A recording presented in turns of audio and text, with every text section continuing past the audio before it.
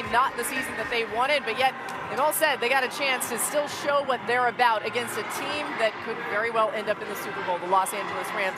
Get it, Swagu. Cheerleaders are still practicing.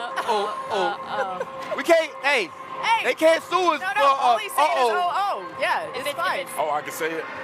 That's sure, not real words. All right, you may have to pay for it, though. They don't own Marcus that. Spears, Peter Schrager, Mina Kimes, Brian Clark, Dan Orlovsky is with us as well. Reminder, Dan has an alternate broadcast based around analytics. Do you know what's the best part about when Dan's not here? You can actively see him listening to us. Yeah. Well, I'm like, just sitting here by myself. What are you guys even talking about? Y'all are having fun. Dan. You're together. We miss you, You're Dan. in the stadium. Dan's not blasting I'm Jagged sitting here in Edge the in the studio solo dolo. No? Hey, Dan, whenever you get back with us, we're all going to be real excited, okay? We'll make sure that we... Super excited. Come back, buddy. You guys are talking about timeout being over there. Dan's the actual one that said timeout. Okay, Brock Purdy, the 49ers, hosting Caleb Williams good and at the football now. Bears. Man, this was the game of the entire week, right? 3 minutes left in the first quarter. Chicago down 14-7. Williams goes deep to Luther Burden the third for the touchdown. I mean, just an absolute sick shot to Luther Burden. And how about Christian McCaffrey? Speaking of sick, I mean, this guy continues to do it. Getting the toss, rushing in for the score. The 49ers take back the lead. This one was so back and forth. Third quarter now, game tied at 28. 49ers goal. Purdy feeling the pressure. He rolls out to his left. He makes the defender miss. He hits Kyle Juszczyk in the end zone for the score. That's the other thing. Like, these dudes are excellent athletes, and Brock Purdy is making them look foolish. Here's the first play of the fourth quarter. The Bears with the ball. DeAndre Swift finding a lane, takes it off. Explosive. For the touchdown. Bears tie the game at 35. I knew Swagu liked that when the run game gets going. Under 2.5 to play. 49ers down 3. Second and 10 at the Bears 38. Purdy to Jawan Jennings over the middle. He takes off for the touchdown. San Francisco retaking the lead. Don't make me go call that D tackle for Cleveland, Jawan. Hold on.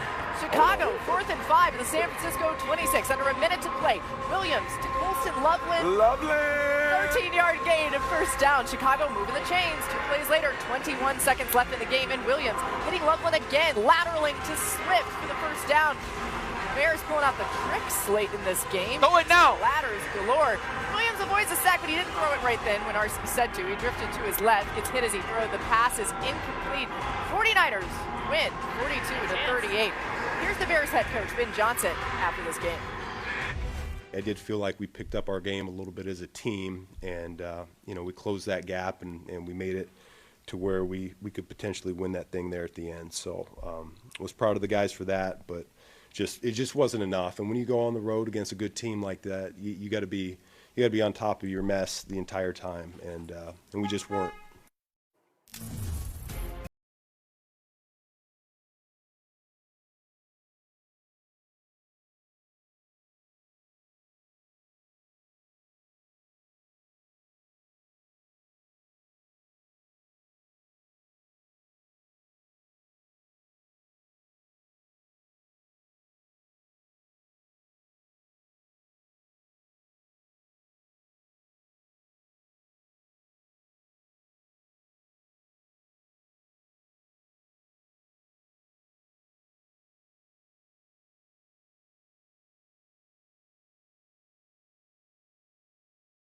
Done. So, Dan. He is alone. He looks so lonely. All by 2 trees. himself. I got the whole desk to myself. Drives it home. I mean, listen, notes. this is what happens when you're so talented, Dan, that you have to do alternate broadcasts for Monday Night Football. It's really cool. Awesome. I agree. Dan, why could Caleb not get it done, though, on that final play, despite how well he's played lately? Ruffin. The temps ain't nothing but some fake-ass temps without David. Ain't nobody come to see you, Otis. This is what happens, Dan, when Let's you're go, not here. Dio. Let's go, Dio. Come on. My bad, Dio. I had to get it out. Go ahead, man. You had to get it out, huh? Had to. Yeah. You There's look more good, to come. Yeah, good. You look thank good. you. I thought the final play call by Robert Saleh was fantastic when it comes to the context of who they're playing against, specifically style of quarterback and the people that they want to throw the football to. One, they play man coverage across the board. And so then you're, as a quarterback, thinking, okay, is pressure coming? There's 7 guys walked up in the line of scrimmage. Pay attention to that. There's 7. Now, the only 2 that are going to rush are the edge guys. Everybody else drops out underneath. I don't know if I've seen this. The edge guy, Huff, I believe, becomes unblocked, but You're talking 4 guys dropping out, 3 guys on the interior of their offensive line not blocking anybody, and then it's just a remarkable job of plastering when Caleb breaks. I think it's because there's so many people back in coverage. I don't know if I've seen this. RC, maybe you have, of where there's really only 2 edge rushers, and then everybody's playing kind of vision on the quarterback, and then everybody else is playing man. I hadn't seen that before. I thought it was just knowing how Caleb wants to play, just a really very, very smart play call by Robert Saleh. It's exactly what you said it is. This was situational, and it was based off of who the quarterback was that you were facing. You understood that they were going to try to get the footballs fit in between the numbers, and quickly they dropped those guys out. But if you look at Caleb Williams, because of what he felt he was reading right in front of him, he had an opportunity for a one-on-one with DeAndre Swift against Malik Mustafa, but he didn't get that football out because he was expecting something different. This is Robert Saleh helping his team win a game by putting them in the best position. I think you and Dan used the key word, and that's what I took away from the end of the game, situation. And what's the one team that's been in these situations with their head coach more than the team in Chicago? And that's what I was thinking. Like, these defenses were awful all night. Let's make no mistake about it. But you look at situational football, which it comes down to in these games. It was a few misses late in this game that put the pressure with some drops. The Luther Burden drop, the Loveland drop, even though they came back and converted a big 3rd down. And that's what I think about with the Chicago Bears when they get into the playoffs. And that's why some of this confidence for the San Francisco 49ers is starting to mount.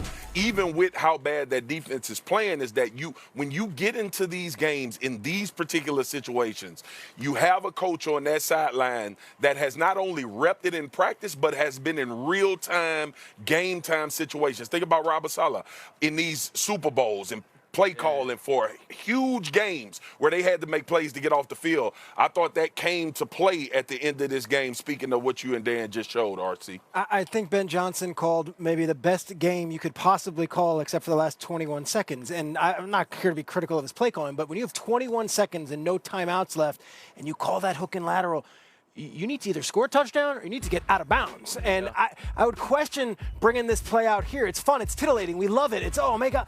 Okay, but now you're burning clock, and it looked like they were in complete disarray when they didn't score. You've got to tell Swift here, you got to get out of bounds. Or you got to score a touchdown. They only got one more play left. If you were to go ask Ben Johnson right now, hey, you have 21 seconds left to go, and you've got 1st down, and you only got 2 attempts at that end zone in that span, I don't think he'd be thrilled. So you know what? You live and you learn. Last week, they had great plays down the stretch. 2 weeks ago against Green Bay, they had opportunities too. I think this is a good opportunity for them to say, okay, we tried it, didn't work. Do we bring it back? I don't know, but we'll at least know moving forward whether that's the play call we want to do. Yeah, first off, playing Brock Purdy is like playing Tony Romo. And I don't know if people actually have truly given Tony Romo the respect that he should have gotten. He was difficult to plan for. He could play on time. He could play off schedule. He could make all the off-balance throws that you needed him to make in big plays. Brock Purdy is doing that now, added with the experience of playing on the biggest stage. And so if you're the Chicago Bears, one, you don't have the roster to stop him. You don't have the rushers. You don't have the backers to match up in coverage. And truly, you don't have the back end outside of getting turnovers. And we watch Brock Purdy do whatever, whenever, however he wanted it to. 3rd and 2, let's go zone read because he'll pick it up. Goal line, let's pick it up. I thought Brock Purdy played exceptionally well, and the Bears walked into the stadium without an answer, and they still left the same way. Yeah, I don't want to be the buzzkill who talks about how bad the defense was after we Oh, you watched should. this. I mean, it was really bad on both sides of the ball. Next Gen Stats has this stat called quick pressure, which is, because all these quarterbacks like Caleb Williams have high pressure rates because they hold on to the football. Quick pressure is, are you winning fast? There were 2 combined in this game. Wow. That is the lowest rate in any game since 2022. 2022, according to Next. That's how little pressure both these defenses were getting. And in some of the Bears defense, earlier we were listening to Jagged Edge. Yeah. They didn't set any against Brock Purdy in the red zone. I mean, the boot play, I'm watching this thinking, how does nobody have eyes on him? When they ran the zone read, they ran it against Cleveland a few weeks ago. It's not like he hasn't put that on tape. Nothing. They crashed on Christian McCaffrey. No linebacker scrapes over. He walks into the end zone. Soldier Boy. Now we got Soldier Boy. I feel like if you're a playoff team watching these two teams, you are very scared of these offenses. You are salivating watching these defenses. Superman, that. Sorry. All right, Yeah. we're gonna let that. We're gonna dance. Sorry, Soldier Boy's playing. Go ahead. We're dancing. I think these teams have a lot of similarities. To Mina's point in regards to, I think both offenses are championship caliber offenses, and I think both defenses can get you beat in the first round of the playoffs. They're that kind of suspect. But I do think it's important to say this. I thought Chicago had a championship caliber run game about 8 weeks ago. I think the way that Caleb has played in this month, 9 touchdowns, 1 pick in December, he's made me think this is a championship caliber offense. I don't know if either defense is going to get a stop when they need to or get a takeaway when they need to, but I do think if they can avoid Seattle and Philadelphia, both of these teams can go on a run against whatever defense they have to see. Yeah, it's interesting. I mean, Dan, you had so many great tapes, even how the run game was looking really good for the Bears and the pass game was still behind. I love to hear you say what you said. By the way, the Bears clinched the 2 seed in the NFC with a win versus the Lions on Sunday. So, again, credit to what Ben Johnson